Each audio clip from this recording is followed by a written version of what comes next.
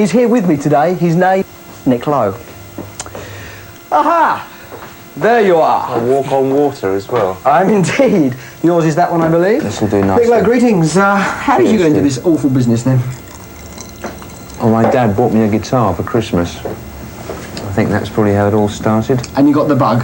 I got the bug, yes. I got the full-length mirror in the bedroom. And then it all went from there. So, Nick, you've come up through the live scene very much, and of course your music is perhaps a bit simpler than other more eccentric forms of that. How do Rockpile and yourself fit into the 80s and the age of synthesizers and 9 months for a drum sound? Well, all that stuff doesn't really work for us. Of course, Rockpile's broken up now quite a long time ago, but that stuff never really worked for us. That taking a long time over drum sounds and guitar sounds and things like that, because the stuff that we do, because it's very simple, you have to capture a performance. It's essential, really, for it in order for it to work. If we did more structured stuff, then that's the stuff that you can take much longer over and work on and take to bits, and a lot of groups do that. Do you think there's a lot of old twaddle talked about production? I mean, you obviously see both sides of the fence. Yes, it's probably quite a lot being talked now. Yes, but I mean, do you think it's a bit of a, overemphasised?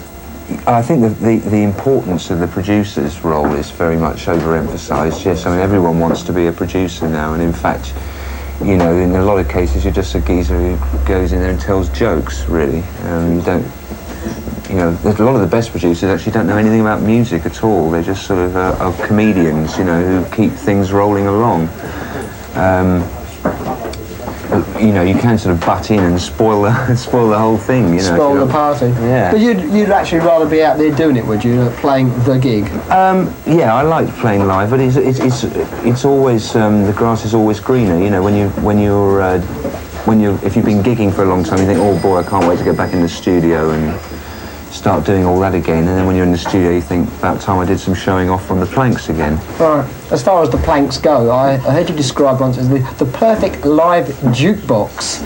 Can you explain that away? Well, I think it's probably quite accurate. Yes, I think that's rather a compliment, in fact, because all the songs I like of my own are the ones that always sound like they've been written by somebody else. I think that they sound the most natural, and it so happens that I like older-fashioned styles of music, like old rock and roll and soul and R&B and things like that. So if they come out sounding like, easy to listen to, I suppose, toe tappers, I suppose. Yes, I'm quite pleased by that. So you're really bringing in a lot of influences, putting them with the Nick Lowe sound and pumping them out? Yes. Do you write for the charts, or do you write for yourself? Damn right I write for the charts. There's no point in making a record, really, without intending for someone to buy it. All that stuff about, oh no man, I can't be bothered with that commercial scene, that's just horse feathers, that is.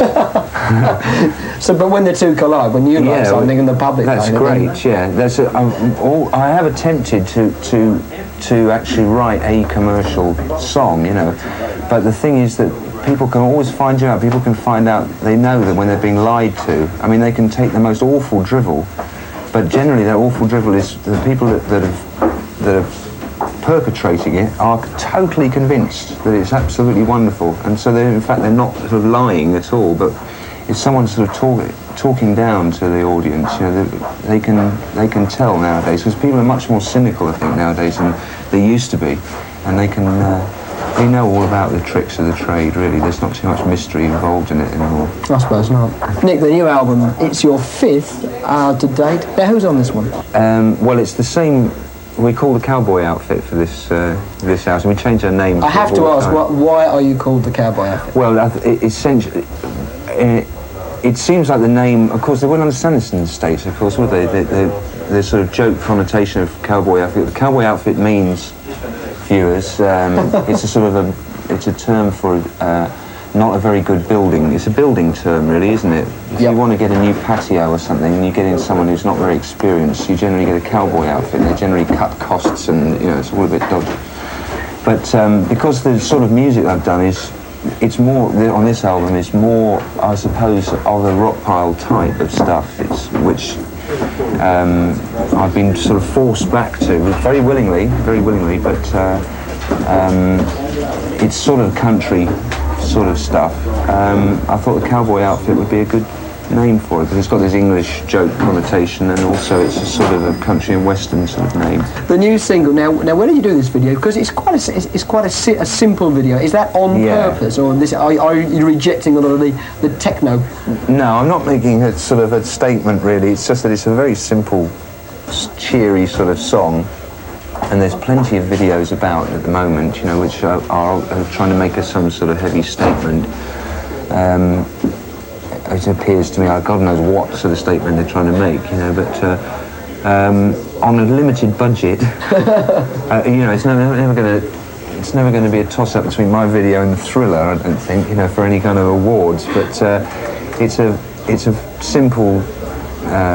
It reminds me a bit of like those old-fashioned English comics from the 50s, like TV Fun and things like that. Lots of, especially when they have things set at the seaside, you know, with Uncle Albert with a crab on his toe and things like that, you know, kind of zany English eccentricity.